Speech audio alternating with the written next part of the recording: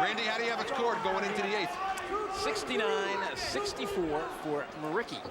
Identical for me, too, so you gave the 7th round to Fuller. Yes. I don't think you could do anything but that. I thought it was really just a Muller round, just about from the opening bell of that round. And I wonder, should MURIQI be in there, hanging in there like that, with a tough guy like Muller, when he's got to feel he's winning the fight? Box him, just move. Not the instructions given to him by his corner, though. His corner wanted him to go in there and stop Fuller. I mean, we've seen that kind of strategy backfire on a lot of guys, but you got to feel that MURIQI is way in the lead, and even if he loses this round, he's not going to lose the fight. But he's gambling on the inside. And I think at this point in the fight, neither guy is going to stop the other one. I just don't think the firepower is there. They've expended themselves in the previous 7 rounds. Well, I think MURIQI's best work has come when he's done it off the jab. Nice uppercut on the inside by MURIQI. Catches Fuller walking in. I think he rung his bell. Oh, I think it certainly stopped things for Fuller right there. Any thoughts he had of ending MURIQI's reign certainly came to a halt. When you see a guy who keeps putting the pressure on, get hit, and then start to back up, you know he's been hurt. That was a little pat on the head there from MURIQI. He said, okay, come on. Nice job. Back up. Just a little bit more than a minute to go in the fight. Go on, Teddy. Great. Great. Step back. And I think at this point now, Fuller's in survival mode. That uppercut ended his last hurrah in his charge.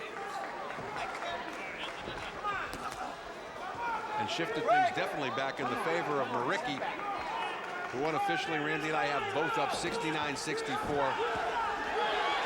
And MURIQI teeing off one more time. But as he was teeing off, he ate a left hook. Oh. Brutal shots here at the end by MURIQI.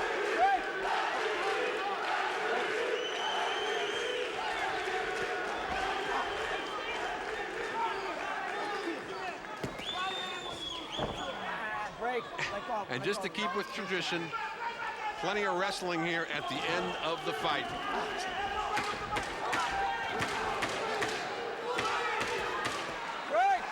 But it didn't lack action, it didn't lack blood, and it didn't lack big punches. But nobody down in this fight, surprisingly. And I, for one, didn't think this was going to be a distance fight, but here we are at the end of 8, and we're going to the scorecards. Good job, Trevor. Final score from you, Randy, before we hear from the judges? 79-73, ELVIR MURIQI. I had it the same way. That translates to 7 rounds to 1, ELVIR MURIQI. Quick recap here.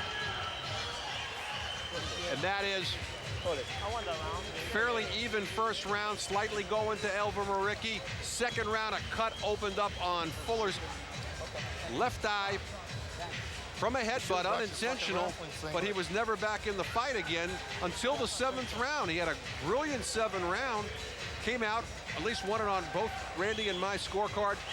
8th round came out like a house on fire, but then got caught with a big uppercut by ELVIR MURIQI, which totally turned the round around, and, at least on our card, unofficially gave that round to MURIQI. So the Kosovo kid back in action. This is his 2nd fight this year. And Fuller talking to all of his friends back in Illinois. He certainly doesn't have a lot in this house. This is certainly an Albanian hotbed tonight for ELVIR MURIQI's fans. We're going to find out the official decision. Joe Antonacci has the numbers.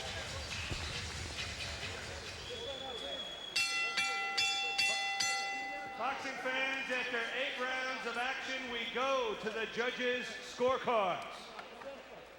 Judge Frank Lombardi scores about 80-72, while judges Oscar Perez and George DeGabriel both see about 79-73. All for your winner by unanimous decision, the Kosovo kid, ELVIR.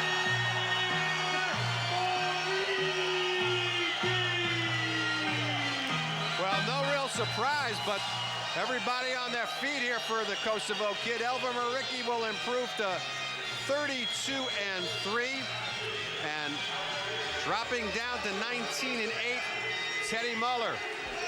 Muller fighting a valiant fight.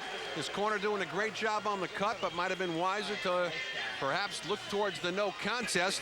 Instead, they went for it the way it is. More Star Boxing from the Westchester County Center in a minute.